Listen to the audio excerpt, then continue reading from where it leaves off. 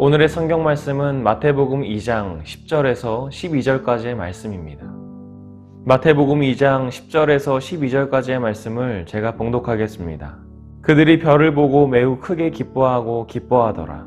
집에 들어가 아기와 그의 어머니 마리아가 함께 있는 것을 보고 엎드려 아기께 경배하고 보배압을 열어 황금과 유향과 몰약을 예물로 드리니라. 그들은 꿈에 헤롯에게로 돌아가지 말라 지시하심을 받아 다른 길로 고국에 돌아가니라. 아멘. 오늘은 그토록 기다리는 것이라는 제목으로 하나님의 말씀을 전하도록 하겠습니다. 여러분, 기다림이 즐겁기 위해서는 어때야 할까요? 기다림 끝에 찾아오는 결과가 우리를 만족시킬 만한 것이어야 할 것입니다. 만약 그 결과가 좋지 못하다는 것을 예감한다면 그 기다림은 매우 괴로울 것이고 차라리 오지 않았으면 하는 나날을 보내야 할 것입니다. 언젠가는 시험이 끝날 것을 알고 있기에 시험 기간을 견딜 수 있고 언젠가 졸업할 날을 알기에 12년의 학창시절을 보낼 수 있어요. 언젠가는 저녁날이 오기 때문에 군생활을 버틸 수 있고 직장인들은 다음 달 월급이 들어올 것을 알고 있기 때문에 그 한 달을 버틸 수 있게 됩니다. 그렇다면 우리 그리스도인들이 기다려야 할 것은 과연 무엇일까요? 교회력에 따르면 오늘은 2021년의 마지막 주일입니다. 다음 주부터는 교회력의 첫 번째 주일이자 예수 그리스도의 오심을 기다리는 대강절기가 시작됩니다.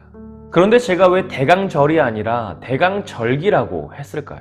우리가 흔히 말하는 대강절은 성탄절 이전의 4주 동안의 기간을 말하는 것이기 때문에 대강절이라고 하는 것보다는 대강절기라고 하는 것이 더 정확합니다. 우리는 이것을 대림절, 강림절이라고도 하는데 다음 주가 강림절기 제1주가 되는 거예요. 하나님께서 인간의 몸을 입고 이 땅에 오신 날을 기념하며 기다리고 또 그것을 준비하는 기간이에요. 그렇다면 우리는 어떤 마음으로 예수님의 오심을 기다려야 할까요? 또 그 강림절기를 준비하는 오늘날의 우리는 어떠한 신앙의 자세를 취해야 하는 것일까요? 오늘 본문은 여러분들이 어려서부터 많이 들었던 이야기일 것입니다. 동방의 박사들이 별을 보고 따라와서는 아기 예수님께 황금과 유향과 몰약을 드리면서 경배했던 내용이에요. 그런데 오늘은 우리가 익히 들어서 잘 알고 있는 이 간단한 내용에 대해서 좀 자세하게 짚고 넘어가고자 합니다. 동방 박사들의 행동에는 어떤 의미가 있었는지, 또 그들과 헤롯 왕과의 긴장감은 어땠는지, 그리고 동방 박사들에게 별은 어떤 의미였는지에 대해서 함께 이야기해 보고자 합니다. 먼저 우리를 향한 하나님의 사랑의 계획은 반드시 이루어집니다. 오늘 본문의 앞단락을 보면 동방의 박사들이 예루살렘으로 와서 유대인의 왕으로 나신 분을 찾고 있는 것을 볼 수 있어요. 그도 그럴 것이 당시의 예루살렘은 유대인들의 정치적, 종교적 중심지였기 때문에 당연히 유대인의 왕으로 태어나시는 분은 예루살렘에서 태어났을 것이라고 생각했던 거예요. 동방 박사들로 인해서 유대인의 왕이 태어났다고 하는 소문은 헤롯 대왕에게까지 퍼지게 됩니다. 그러자 헤롯 대왕은 대제사장들과 서기관들을 불러 모았고 그들에게 그리스도가 어디에서 태어날 것인지를 물어보게 돼요. 그런데 여기서 조금 의아한 것은 헤롯 대왕이 대제사장들과 서기관들을 동시에 불렀다는 거예요. 이게 무슨 의미냐면 헤롯 대왕 당시에 대제사장들은 대부분 사두개인 출신이었어요. 그리고 그들은 제사장의 역할은 제대로 하지 않고 헤롯의 종교적 자문 역할을 하면서 권력만을 유지하고 있었던 그런 사람들이었습니다. 또한 서기관들은 구약 율법에 능통한 율법교사, 즉 바리새인들이었습니다. 이 바리새인과 사두개인은 체질적으로 함께 모이기를 싫어하는 그런 사람들이었습니다. 그럼에도 헤롯이 이 두 계급의 사람들을 함께 모아서 질문한 이유는 유대인의 왕의 탄생에 관한 사건이 종교적, 역사적으로 사실인지 아닌지 이 사실 여부를 명확하게 알아보고자 했던 거예요.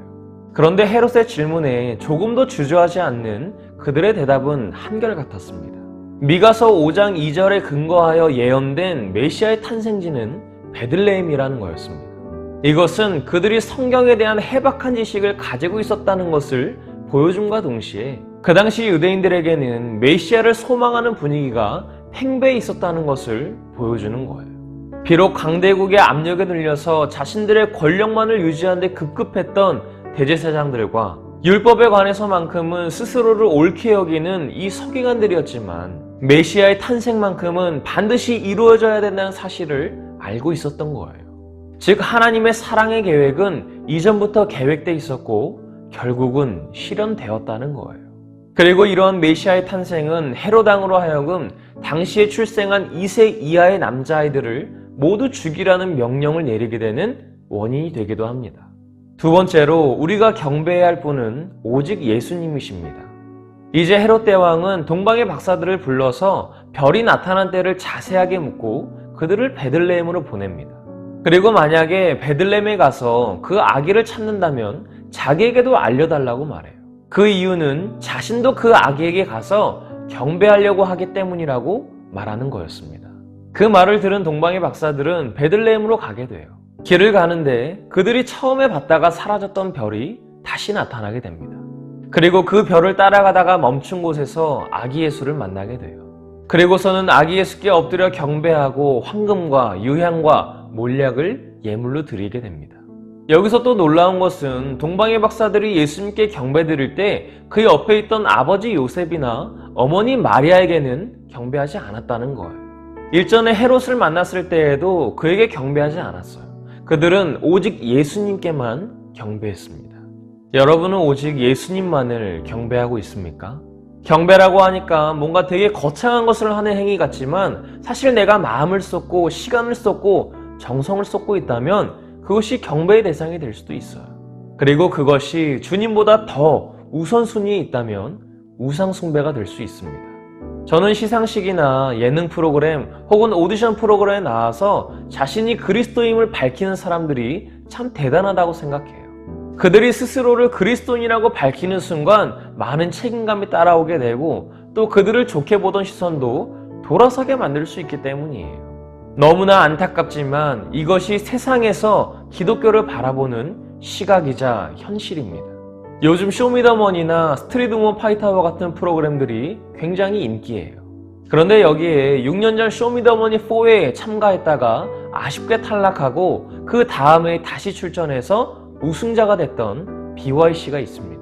그는 늘 자신의 노래에 신앙적인 가사를 써넣었고 또 그럼에도 불구하고 대중들로부터 실력을 인정받는 모습을 많이 봤습니다. 그런데 당시 시즌4에 참가했던 참가자들 중에 굉장히 독특한 참가자가 있었어요. 요즘에 갑자기 유튜브나 다른 플랫폼에서 그에 대한 영상이나 밈들이 쏟아져 나오는 것을 보게 됐습니다. 그것을 보면서 처음에는 그 사람이 참 별나고 또 웃기고 독특하다고 생각했는데 그가 예전에 썼던 가사를 보니까 참 은혜가 되었습니다. 비록 정상수 씨는 과거에 수많은 논란들이 있었고 그 수많은 논란들은 오늘날에도 여전히 이어지고 있어요. 그의 다른 행동들은 오히려 다른 그리스도인들까지도 등 돌리게 만들 때가 많이 있습니다. 그가 그렇게 많은 논란이 있음에도 불구하고 자신을 그리스도인이라고 소개했다고 해서 그 사람이 마냥 좋은 사람이라고 소개하는 게 아니에요. 세상이 정해놓은 기준과는 상관없이 남들이 나를 보고 뭐라고 하든 상관없이 나는 오직 주님만을 경배하겠다고 했던 그 고백, 그리고 그 사람의 숨겨져 있던 실력이 이제서야 드러나는 것을 본다면 하나님께서는 그런 사람을 통해서도 일하실 수 있다는 것을 우리는 깨달아야 돼요. 우리라고 해서 그와 크게 차이가 있을까요? 드러난 죄인과 드러나지 않은 죄인의 차이일 뿐입니다. 마지막으로 예수님을 만나게 되면 생명의 길을 선택하게 됩니다. 아기 예수께 경배했던 동방의 박사들은 이제 원래 살던 곳으로 돌아가야 돼요. 그런데 일전에 헤롯 대왕이 그들에게 뭐라고 했습니까? 유대인의 왕이 될 것이라는 그 아기를 찾게 되면 자기에게 말해달라고 했어요. 말로는 자신도 그를 경배하겠다고 했지만 그의 속마음은 그 아기 예수를 죽이기 위함이었습니다. 헤롯이 그렇게 말했을 때까지만 해도 동방의 박사들은 아기 예수를 찾게 되면 헤롯에게 알려줘야 한다고 생각했을지도 몰라요. 그런데 오늘 본문을 보니까 동방의 박사들이 꿈에서 헤롯에게 돌아가지 말라는 지시를 받았다고 말합니다. 마태복음 1장 20절에서는 요셉에게 꿈으로 나타난 자가 주의 사자라고 말하고 있지만 여기서는 그런 말이 없는 것으로 보아 아마도 하나님께서 그들에게 직접적으로 계시했던 것으로 여겨집니다. 그렇게 하나님의 지시하심을 받은 동방의 박사들은 헤롯의 눈길을 벗어나서 본문에 기록된 대로 다른 길로 고국에 돌아가게 돼요. 이처럼 예수님을 참으로 만난 사람은 자신이 그동안 걸어왔던 길을 버리고 다른 길, 즉 생명과 진리의 길을 선택하게 됩니다. 그 길은 비록 가보지 않은 길일 수도 있고 생각보다 험난한 길일 수도 있고 포기하고 싶은 길일 수도 있습니다. 그러나 그 길의 끝에는 생명이 있고 그 길을 함께 가시는 분이 예수님이세요. 대강절을 기다리며 우리는 생각해야 합니다. 우리가 기다리고 따라가야 할 분이 누구인지를, 그리고 우리가 왜 그분을 따라가야 하는지를. 사랑하는 청소년부 여러분, 다음 주 대강절기를 앞둔 우리는 무엇을 기다리고 있습니까? 다가오는 연말에 우리가 기대하고 있는 것은 무엇입니까? 동방의 박사들이 아무런 거리낌 없이 별을 쫓아갔던 이유가 뭐예요? 만왕의 왕이 태어나셨다는 소식을 듣고 경배하러 가기 위함이었습니다. 그리고 아기 예수님을 만난 이후로 그들은 자신들이 왔던 길로 돌아가지 않았어요. 신변의 위험이 있음을 알고 있었습니다. 그것을 감수하면서까지 다른 길로 갔어요. 가보지 않은 길이었습니다. 어떤 장애물이 있을지도 모르는 그런 길이었어요. 원래 알고 있던 길보다 저 멀리 돌아갈 수도 있고 훨씬 더 오래 걸릴 수도 있어요. 그러나 그 길은 주님과 함께하는 길이었습니다. 주님께서 인도하시는 길이었어요. 넘어지는 우리를 일으켜주시는 주님이 계신 길이었습니다. 우리는 조금의 미래도 엿볼 수 없어요. 내일은커녕 단 몇 분 뒤의 미래도 예측할 수 없습니다. 그러나 그런 우리에게 주님께서 함께 하신다고 말씀하세요. 그런 우리를 인도해 주시겠다고 말씀하세요. 우리는 그저 주님의 손만 잡으면 됩니다. 다시 한번 묻겠습니다. 여러분은 지금 한 해를 마무리하면서 무엇을 기다리고 있습니까? 오늘보다는 더 나은 내일, 올해보다는 조금 더 나아진 내년, 지금의 상황보다는 회복될 미래를 기대하고 있을 거예요. 그러나 우리가 예수님을 만나지 않는다면, 예수님을 인격적으로 경험하지 않는다면 그 모든 것들이 다 소용이 없게 돼요. 우리가 원하고 바라는 모든 회복은 예수님을 만나야지만 가능해집니다. 우리가 기다려야 하는 분, 그분이 바로 예수님이세요. 나라는 죄인을 구원하시기 위해서 이 땅에 오셔서 가장 모진 고난과 죽음을 당하시고 그리고 다시 부활하신 그 예수님을 기다리며 이번 한 주간도 승리하는 우리 사랑하는 청소년부 친구들과 선생님들이 되시기를 간절히 소망합니다.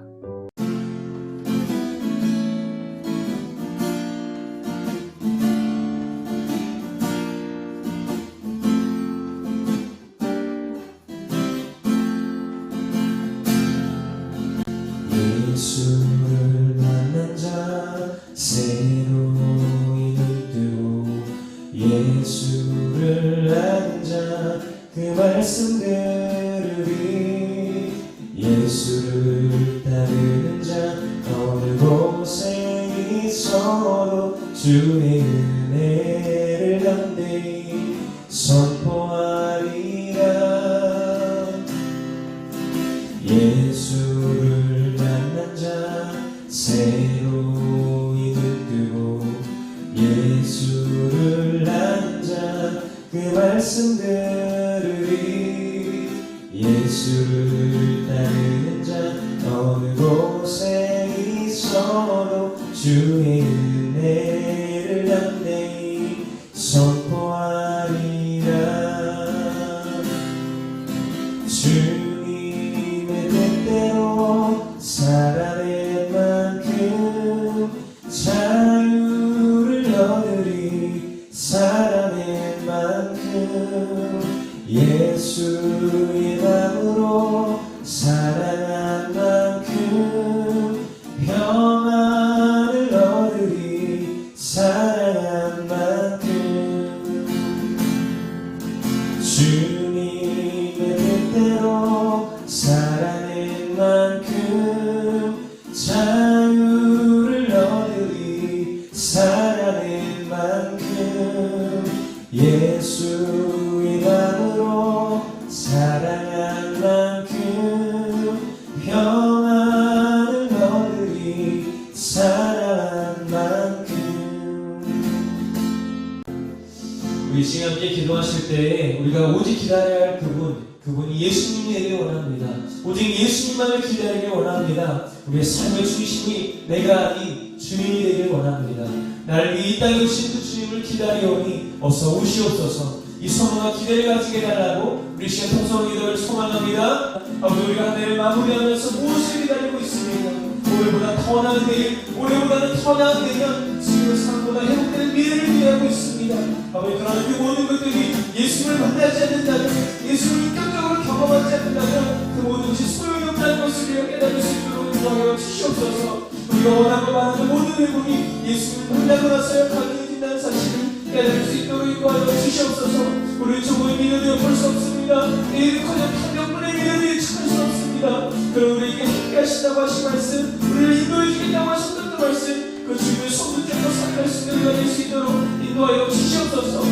예수 끝나고 그들의 교활당으로 돌아가지 않았던 동방의 박사들처럼 가보지 않은 길이라고 하더라도, 어떠한 장애물이 있을지 모르는 길이라고 하더라도 원래 알던 길보다 훨씬 돌아갈 수 있고 오래 걸릴 수 있음을 알고 있음에도 주님을 선택할 수 있는 담대한 우리에게 허락하여 주시옵소서. 주님과 함께하는 길, 주님께서 인도하시는 삶, 너무나도 우리를 이기시는 주님이 계신 삶을 우리가 기억할 수 있도록 인도하여 주시옵소서. 예수를 만나면 생명의 길을 선택하게 됩니다. 예수를 만나게 되면 눈을 뜨게 됩니다. 예수를 만나게 되면, 예수를 만나게 되면 눈을 뜨게 되오니 그 자유가 우리 안에 새롭게 시작할 수 있도록 인도하여 주시옵소서. 주님만을 바라보길 원합니다. 주님만을 원합니다. 아버지 우리가 기대하고 바라는 것이 우리 예수님을 인하여 주시옵소서. 동방의 박사들이 그를 쫓아갔던 것처럼 우리 오직 예수님만 쫓아가며 살아갈 수 있는 한때 우리도 우리에게 허락하여 주시옵소서. 내가 걸어왔던 길을 머리게 하시고 생명과 진리의 길을 선택할 수 있도록 인도하여 주시옵소서. 그 길로 가보지 않은 길을 할지라도, 생각보다 험난한 길일지라도, 포기하시고 싶을지라도 우리 그 길의 끝에 생명이 있고 그 길을 함께 하시는 분이 예수님이라는 사실을 기억할 수 있도록 인도하여 주시옵소서. 하나님, 너무나 연약하여 넘어질 수밖에 없고 쓰러질 수밖에 없는 우리이지만 그럼에도 우리를 붙잡아 주시고 우리와 함께 하신다고 하신, 우리와 함께 길을 걸어가시겠다고 하신 그 주님의 은혜에 감사드립니다. 때로는 우리가 눈 돌릴 때도 있고 다른 것에 관심을 둘 때도 있지만 그럴 때마다 다시금 주님께로 돌아오게 하시고 우리 주님만이 우리가 따라가야 할 분, 우리가 기다려야 할 분임을 기대하며 기억할 수 있도록 인도하여 주시옵소서. 대문절기를 준비하며 주님을 온전한 마음으로 기다리게 하시고 주님의 다시 오심을, 또 주님께서 나에게 오심을 기대하며 준비할 수 있도록 인도하여 주시옵소서. 이 말씀을 가지고 살아갈 때 우리에게 큰 힘 주시고 또 삶에서 용기를 얻을 수 있는 우리가 될 수 있도록 인도하여 주시옵소서. 이 모든 말씀 예수님의 이름으로 간절히 기도하옵나이다. 아멘. 하늘에 계신 우리 아버지여, 이름이 거룩히 여김을 받으시오며 나라가 임하시오며 뜻이 하늘에서 이루어진 것 같이 땅에서도 이루어지리라. 오늘 우리에게 일용할 양식을 주시옵고 우리가 우리에게 죄 지은 자를 사하여 준 것 같이 우리 죄를 사하여 주시옵고 우리를 시험에 들게 하지 마시옵고 다만 악에서 구하시옵소서. 나라와 권세와 영광이 아버지께 영원히 있사옵나이다.